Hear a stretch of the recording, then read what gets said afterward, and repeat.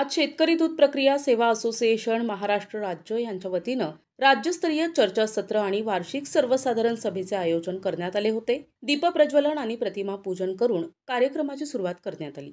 तसेच आलेल्या सभासदांचा सन्मान आणि सत्कार करण्यात आला।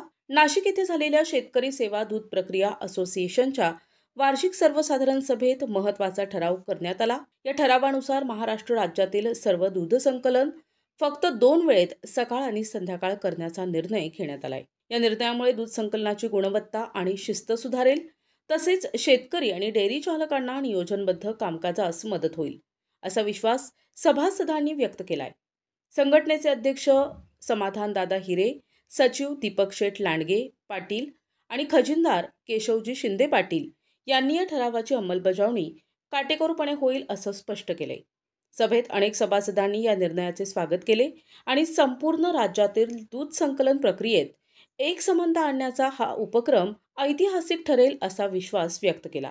शेतकरी दूध प्रक्रिया सेवा असोसिएशन या संघटनेचा महाराष्ट्र राज्याचा अध्यक्ष असून आमच्या या संघटनेचा जो उद्देश आहे तो उद्देश म्हणजे शेतकरी बांधवांना योग्यपणे दर दिला गेला पाहिजे, त्यांना महिन्याला 3 पेमेंट झाले पाहिजे, त्यांचं पेमेंट व्यवस्थित सुरळीत झालं पाहिजे आणि खास करून महाराष्ट्रातील जे आपले मराठी तरुण आहेत त्या तरुणांनी प्रत्येक तालुक्यामध्ये दूध व्यवसाय करून शेतकऱ्यांना जास्तीत जास्त कसा सपोर्ट मिळेल, शेतकऱ्यांसाठी कशा ज्या नवीन योजना आहेत केंद्र सरकारच्या असतील राज्य शासनाच्या असतील या नवीन योजना शेतकरी बांधवांपर्यंत जाणं, त्यांना वेळोवेळी दुधाच्या क्वालिटीबद्दल समजावून सांगणे, दुधाचे दर हे अतिशय चांगल्या पद्धतीने शेतकरी बांधवांना मिळाले पाहिजे, यासाठी आम्ही या महाराष्ट्र राज्याचे आम्ही सर्व शेतकऱ्यांचे मुलं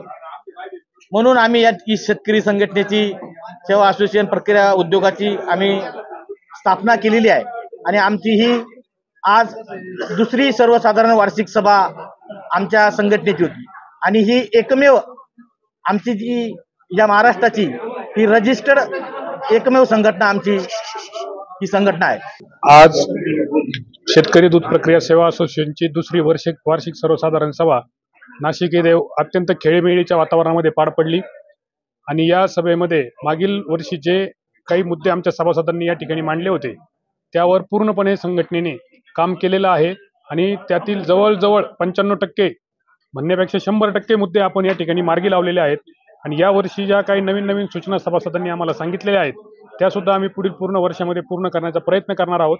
या संघटनेमार्फत नवीन उद्योजक घडवणे, शेतकऱ्यांना चांगला दर मिळणे, शेतकऱ्यांना कमी खर्चामध्ये दूध उत्पादन कसं करता येईल या बाबतीत प्रशिक्षण देणे इत्यादी सर्व काम ही संघटना या ठिकाणी करत असते आणि या संघटनेमुळे या ठिकाणी लोकांमध्ये आणि ग्राहकांमध्ये सुद्धा खूप मोठ्या प्रमाणात आणि चांगल्या पद्धतीने जनजागृती झालेली आहे। त्याचा फायदा सुद्धा दुधाचे दर वाढण्यासाठी या ठिकाणी झालेला आहे।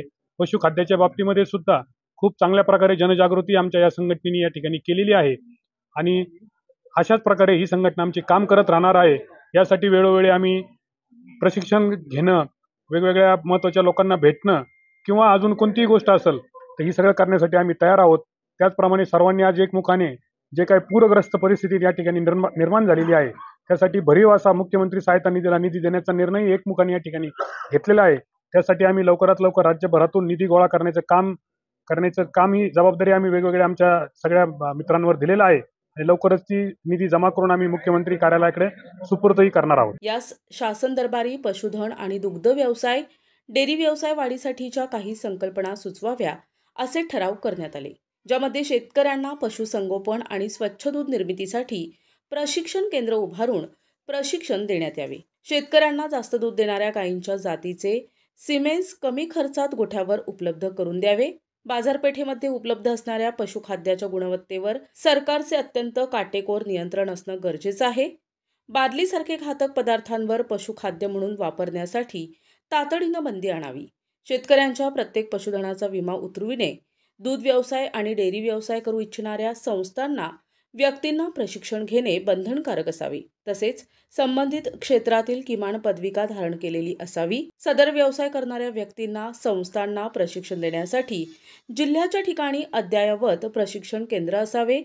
दूध भेसळीवर नियंत्रण ठेवण्यासाठी जिल्ह्याच्या ठिकाणी दुग्ध आणि दुग्धजन्य पदार्थांची गुणप्रत तपासणीसाठी अद्ययावत प्रयोगशाळा असाव्या. सरकारी योजनांचा लाभ हा सहकार क्षेत्राबरोबरच खाजगी क्षेत्रामध्ये काम करणाऱ्या संस्थांना आणि त्यांच्या शेतकऱ्यांना मिळावा. शेतकऱ्यांना कमी उत्पादन खर्चावर आधारित हमीभाव असावा, यासाठी शासनाकडे पाठपुरावा करण्याचे ठराव करण्यात आले. यावेळी संघटनेचे सभासद मोठ्या संख्येने उपस्थित होते. सभेचे आभार श्री मच्छिंद्र चिने यांनी मानले. प्रतिनिधी गुड्डू शेख, दिशा न्यूज, नाशिक.